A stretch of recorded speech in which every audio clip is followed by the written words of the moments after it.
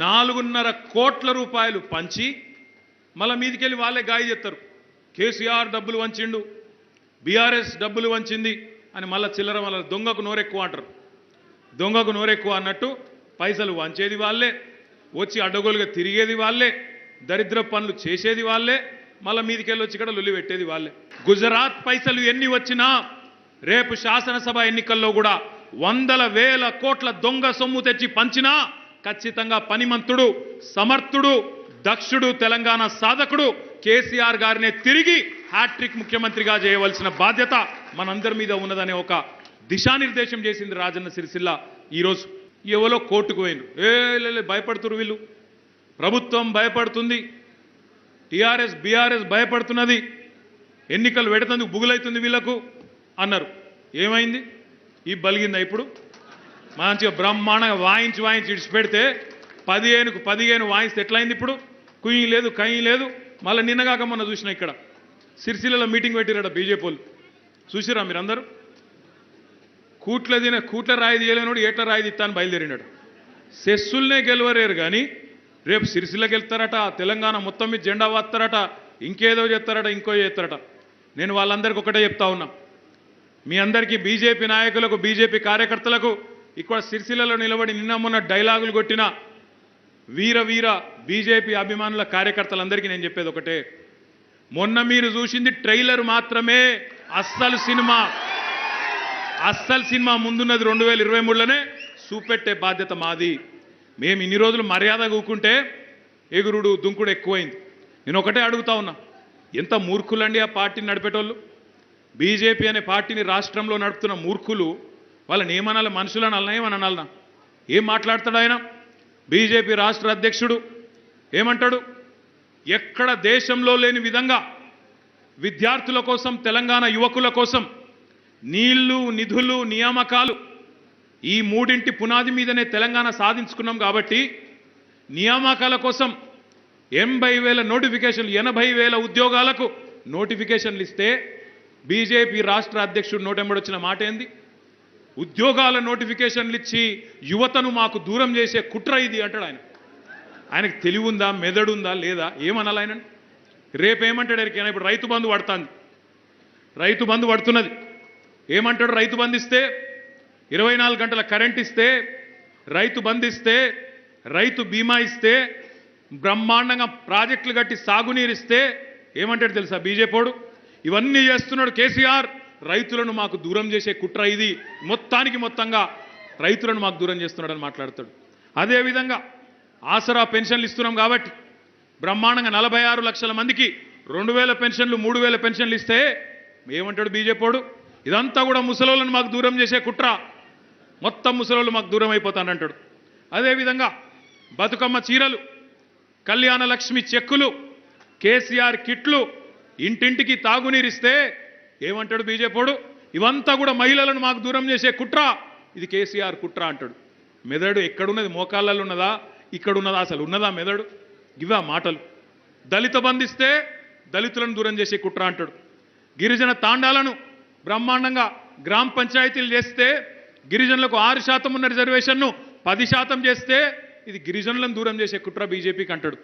అందుకే నేను అడుగుతా ఉన్నా, భారతీయ జనతా పార్టీ నాయకులారా, మీకు దమ్ముంటే, చేతనైతే, దక్షత ఉంటే, సత్తా ఉంటే మాకంటే ఎక్కువ చేసి తెలంగాణ ప్రజల మనసు గెలుచుకోండి, మాకంటే ఎక్కువ మంచి పనులు చేసి గెలుచుకోండి. అంతేగాని రోజు తెల్లారులేస్తే కేసీఆర్ను తిడితే, రోజు తెల్లారులేస్తే నోటికొచ్చిన బూతులు మాట్లాడితే ఓట్లు రావు. వచ్చి ఇక్కడికి వచ్చి కూడా అడ్డగోలుగా మాట్లాడిపోయాను. ఏమన్నారు? సెస్ ఉండదు, బీఆర్ఎస్ గెలిస్తే సెస్ ఉండనే ఉండదు, సెస్సును కలిపేస్తారు బోర్డులా అన్నారు. సెస్సు గతంలో ఉండే కాంగ్రెస్ ప్రభుత్వం కలుపుతా అంటేనే కల్పొద్దని పోరాటం చేసిందే టీఆర్ఎస్. అది ఆయనకు తెలియదు. నేను అందుకే కొత్త చైర్మన్ గారికి, పాలక వర్గానికి కూడా నేను చెప్తా ఉన్నా, గిసోంటి దివానగాలతో కొట్టాడాలి మనం తెల్లారలేస్తే. ఏం చేయాలి మరి? ఇంకా మాట్లాడతారు వాళ్ళు సిగ్గు లేకుండా. ఆయన మాట్లాడతాడు, రాష్ట్ర బీజేపీ అధ్యక్షుడు, దేవుడన్నా దేవుడు మోడీ అంటాడు. ఎవనికి దేవుడు? నాకు తెలియక అడుగుతున్నా, ఎవనికి దేవుడు? గుజరాత్లోనికి దేవుడా? నీకు దేవుడా? ఎవనికి దేవుడా? మా ఆడబిడ్డలను అడగండి. 2014లో సిలిండర్ ధర 400, ఇవాళ ఎంత? మరి ఆడబిడ్డలందరికీ దేవుడా మోడీ? 400 సిలిండర్ను 1200 చేసినోడు దేవుడు. 70 రూపాయలు ఉండే పెట్రోలు ఇవాళ ఎంత? 110. 70 రూపాయల పెట్రోల్ 110 రూపాయలు చేసిన దేవుడు యువకులకు మోడీ. తెలంగాణలో ఒక్క విద్యాసంస్థ ఇయ్యలే, తెలంగాణ విద్యార్థులందరికీ దేవుడు మోడీ. ఇక ఇంకొక ఆయన ఉన్నాడు కేంద్ర మంత్రి కిషన్ రెడ్డి. ఆయన కరోనా టైంలో కుర్కురే ప్యాకెట్లు వంచిండు తప్ప ఆయనకి ఏం తెలియదు పాపం. కుర్కురే ప్యాకెట్లు వంచుడు, దబ్బనేవాడని పిలిస్తే ఆడనో వీడినో ఇక్లిచ్చుకుంటే కనబడుడు తప్ప ఏం కాదు, ఊదు కాలేదు, పీరులేవు. ఆయన చెప్తాడు మొన్న మునుగోడు ఎన్నికలలో కష్టపడి మోడీ గారు కరోనా వ్యాక్సిన్ కనిపెట్టిండు అంటాడు. ఇక అది మనం నమ్మాలి. మోడీ అట కరోనా వ్యాక్సిన్ కనిపెట్టిండట. ఢిల్లీలో ఉన్నోడు ఫేకుడు, ఇక్కడ ఉన్నోడు జోకుడు. గది తప్ప ఇక్కడ వీళ్ళకి ఏమి చేత కాదు. నేను సూటిగా అడుగుతా ఉన్నా ఈరోజు బండి సంజయ్ని, కిషన్ రెడ్డిని. నేను చెప్పేది తప్పైతే నిన్నగాక మొన్న హుజూర్ నగర్లో చెప్పిన మళ్ళా చెప్తా ఉన్నా, సిరిసిల్ల గడ్డ మీద బల్లగుద్ది చెప్తా ఉన్నా.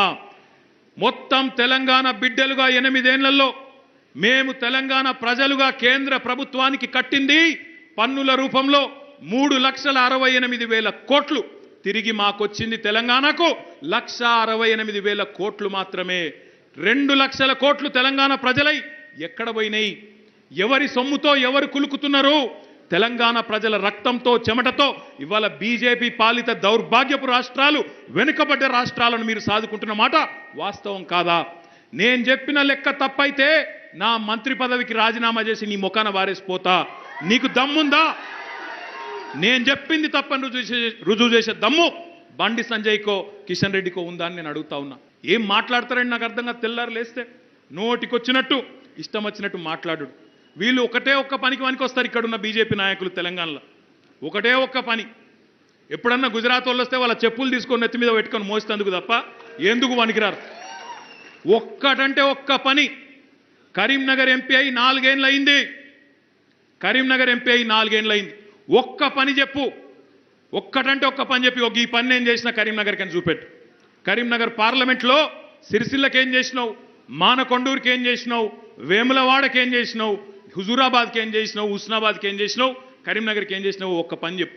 ముందుగా మీడియా వాళ్ళని నేను ఒక క్వశ్చన్ అడగదలుచుకున్నా. అన్న, మీకేమన్నా మన ఐటీ శాఖ మంత్రి గారు కేటీఆర్ గారు రాసినటువంటి రాజీనామా లేఖ ఎవరికన్నా అందిందా? మీకేమన్నా వచ్చిందా? గత 3 రోజుల నుంచి మేము వెయిట్ చేస్తున్నాం. భారతీయ జనతా పార్టీ కార్యకర్తలం వెయిట్ చేస్తున్నాం. దాంతోపాటు తెలంగాణ ప్రజలు కూడా వెయిట్ చేస్తున్నారు. ఐటీ శాఖ మంత్రి కేటీ రామారావు గారు వారి రాజీనామా పత్రాన్ని ఎప్పుడు సబ్మిట్ చేస్తారా? ఎప్పుడు దాన్ని ముఖ్యమంత్రి కేసీఆర్ గారు ఆమోదిస్తారా?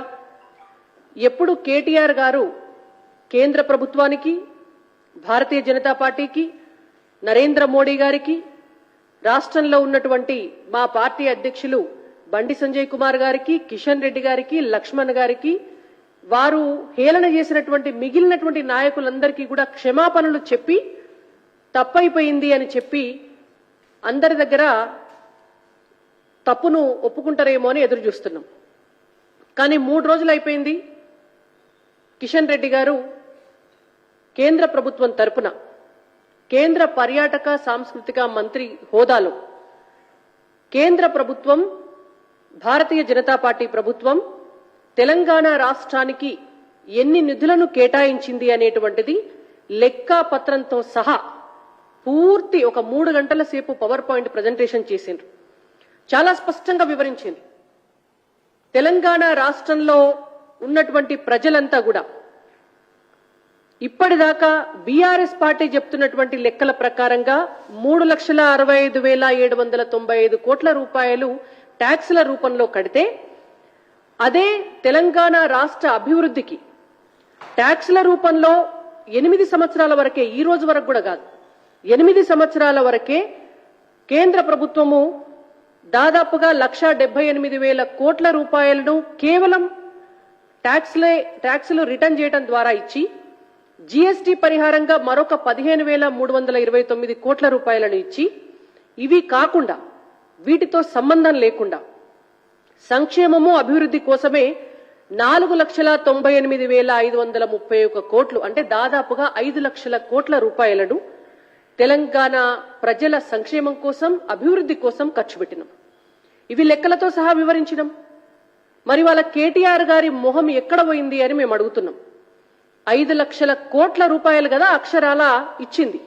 ఇంకా ఈ 5 లక్షల కోట్లు కాకుండా చాలా ఉన్నాయి. వాటి లెక్కలను కూడా మేము వన్ బై వన్ చెప్పదలుచుకున్నాం.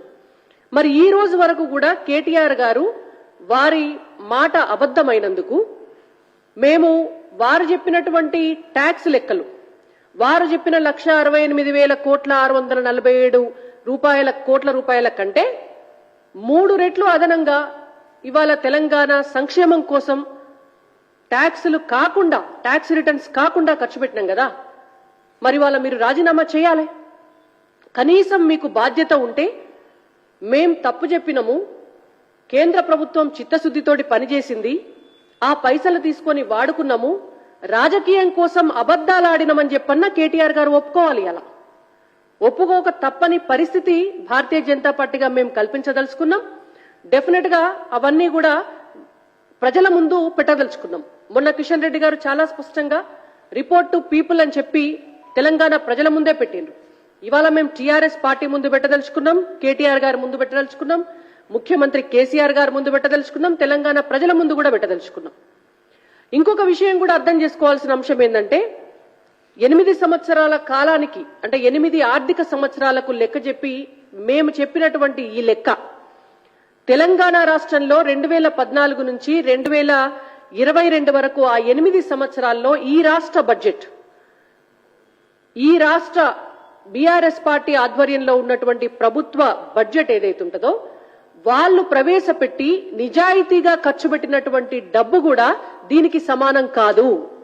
ఏ చర్చకైనా మేము సిద్ధం కాదని ఏమన్నా ప్రూవ్ చేసేటటువంటి లెక్కలు ఆధారాలు బీఆర్ఎస్ పార్టీ దగ్గర ఉన్నాయా?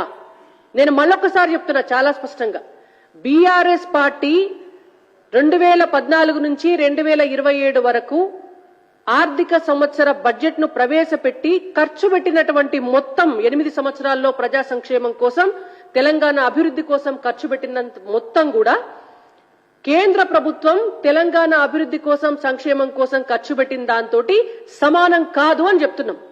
ఇవాళ ఎవరికి చిత్తశుద్ధి ఉన్నట్టు? కేంద్ర ప్రభుత్వానికి ఉన్నట్ట, బీజేపీకి ఉన్నట్ట, లేకపోతే ఇక్కడ ప్రజల సొమ్మును దోచుకొని తింటూ అబద్ధాలు మాట్లాడుతూ మోసం చేస్తున్నటువంటి కేటీఆర్ గారికి ఉన్నట్ట, బీఆర్ఎస్ ప్రభుత్వానికి ఉన్నట్ట? ఈ ఒక్క విషయంలోనే కేటీఆర్ గారు రాజీనామా చేయాలని అంటలేం మేము. ఈ విషయంలో వారు ఖచ్చితంగా రాజీనామా చేయవలసిందే. మా పార్టీ అధ్యక్షులు బండి సంజయ్ కుమార్ గారు డిమాండ్ చేసినట్టు టీఎస్పీఎస్సీ పేపర్ లీకేజ్ కి ఐటీ డిపార్ట్మెంట్ ఫెయిల్యూరే కారణం కాబట్టి ఐటీ శాఖ మంత్రిగా బాధ్యత వహిస్తూ దానికి కూడా వారు రాజీనామా చేయవలసిందే. ఇంటర్ విద్యార్థుల ఆత్మహత్యలకు కారణం కూడా ఐటీ డిపార్ట్మెంట్ ఫెయిల్యూరే కాబట్టి ఐటీ శాఖ మంత్రిగా దానికి కూడా బాధ్యత వహించి వారు ఖచ్చితంగా రాజీనామా చేయవలసిందే. ఇవాళ మున్సిపల్ శాఖ మంత్రిగా ఉన్నారు. హైదరాబాద్ పట్టణంలో ఒక్క వర్షం వస్తే మొత్తం మునిగిపోయి మ్యాన్ హోల్స్లలో పడి చిన్న చిన్న పిల్లలు చచ్చిపోతున్నారు, కుక్కలు కరిసి చచ్చిపోతున్నారు. అంత అధ్వానం అయిపోయింది మన పరిస్థితి. దానికి కూడా కేటీఆర్ గారు బాధ్యత వహించి రాజీనామా చేయవలసిందే. ఈ డిమాండ్ని మేము ప్రజల దగ్గరికి కూడా తీసుకుపోదలుచుకున్నాం. నిన్న ఎర్రబెల్లి దయాకర్ రావు గారు ఏదో మాట్లాడినారు. ఒక్క నీటి చుక్కన్నా తాగునీటి పథకంలో భాగంగా ఒక్క నీటి చుక్క తెలంగాణ గ్రామ ప్రజలకు ఇచ్చినట్టుగా అందులో కేంద్ర ప్రభుత్వం డబ్బు ఉన్నట్టుగా తేలితే ఈయన కూడా రాజీనామా చేస్తాడట. ఇక వాళ్ళ సారు పెద్దసారు రాము గారు రాజీనామా చేసినారు, ఇప్పుడు చిన్న సారు దయాకర్ రావు గారు రాజీనామా చేస్తారు.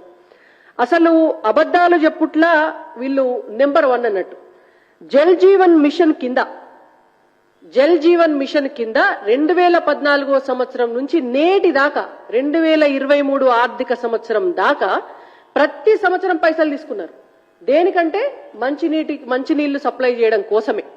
దాదాపుగా 1588 కోట్ల రూపాయలు తీసుకున్నారు. తెలంగాణ రాష్ట్రంలో ఉన్నటువంటి ప్రభుత్వ పాఠశాలలలో 23,000 పాఠశాలలలో నీటి కనెక్షన్స్ ఎవరు పెట్టిరు అంటే కేంద్ర ప్రభుత్వం పైసలతో పెట్టిరు. అవి మంచినీళ్ళు కావా? 23,000 పాఠశాలలల్లా విద్యుత్ శాఖ మంత్రి గారు చెప్తారా, మరి రాజీనామా చేస్తా అన్నటువంటి కేటీఆర్ గారు, ఎర్రబెల్లి దయాకర్ రావు గారు చెప్తారా? వాళ్ళని సమాధానం చెప్పమనండి. నీళ్లలో కేంద్రం పైసలున్నాయి, కరెంటులో కేంద్రం పైసలున్నాయి, రోడ్లల్లా కేంద్రం పైసలున్నాయి, హరితహారంలా కేంద్రం పైసలున్నాయి, ఉపాధి హామీ పథకం మొత్తం కేంద్ర ప్రభుత్వ పైసలే, శ్మశాన వాటిక పైసలు కేంద్ర ప్రభుత్వ పైసలే, రైతు వేదికల పైసలు కేంద్ర ప్రభుత్వ పైసలే, ప్రాజెక్టుల పైసలు కేంద్ర ప్రభుత్వ పైసలే, రైల్వేల పైసలు కేంద్ర ప్రభుత్వ పైసలే, విమానాల పైసలు కేంద్ర ప్రభుత్వ పైసలే, ఇవాళ ఇన్స్టిట్యూషన్స్ పెట్టి ఉపాధి కల్పిస్తే కూడా కేంద్ర ప్రభుత్వ పైసలే. బరాబర్ కేంద్ర ప్రభుత్వ పైసలే ఖర్చు పెడుతున్నాం తెలంగాణ రాష్ట్రంలో. ఇక్కడ ఉన్నటువంటి బీసీ సామాజిక వర్గాలకు ఉపాధి కల్పిస్తున్నామని చెప్పి ఒక అబద్ధం చెప్పి ఆ పైసలే తీసుకొచ్చి ఇక్కడ పంచుతున్నారు, అది వాస్తవం. కాబట్టి మేము ఒకటే డిమాండ్ చేస్తున్నాం, ఇవాళ బీఆర్ఎస్ పార్టీ తెలంగాణ ప్రజలకు క్షమాపణ చెప్పాలా, భారతీయ జనతా పార్టీకి క్షమాపణ చెప్పాలా, కేంద్ర ప్రభుత్వానికి క్షమాపణ చెప్పాలి, నరేంద్ర మోడీ గారికి కూడా క్షమాపణ చెప్పి ఖచ్చితంగా కేటీఆర్ గారు వారి మంత్రి పదవికి వెంటనే రాజీనామా చేయాలని చెప్పి ఇవాళ బీజేపీ తరపున మేము డిమాండ్ చేస్తున్నాం. హాయ్ ఫ్రెండ్స్, మా టుడే టుమారో యూట్యూబ్ ఛానల్ చూస్తున్నందుకు చాలా థ్యాంక్స్. మరిన్ని లేటెస్ట్ వీడియోస్ కోసం వెంటనే సబ్స్క్రైబ్ చేయండి. అలాగే ఈ బెల్ ని కూడా రింగ్ చేసేయండి. మా నోటిఫికేషన్స్ అన్ని మీ మొబైల్లో వస్తాయి. అలాగే మా వీడియోస్ మీకు నచ్చితే లైక్ చేయండి, షేర్ చేయండి, నచ్చకపోతే కామెంట్ చేయండి.